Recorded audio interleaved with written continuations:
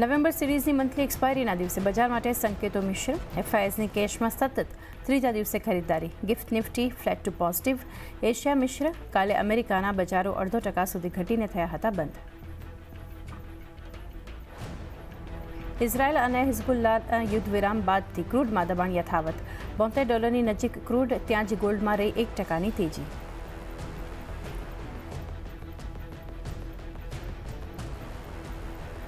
Godrej પ્રોપર્ટીનો launch થયો QIP 5% discount સાથે આશરે ₹2,600 પ્રતિ શેર છે ઇન્ડિકેટિવ પ્રાઇસ. 5.5% હિસ્સા વેચાણ દ્વારા 4,000 કરોડ એકત્ર કરવાની યોજના. અને મહારાષ્ટ્રમાં બીજેપીના CMનો રસ્તો થયો સાફ. એકનાથ શિંદેએ કહ્યું PM મોદી અને અમિત શાહ જે નિર્ણય કરશે તે મંજૂર. આજે મહાયુતિની બેઠકમાં CMના નામ પર થશે નિર્ણય. ત્યાં જ ઝારખંડમાં આજે થશે હેમંત સોરેનનો શપથ સમારોહ.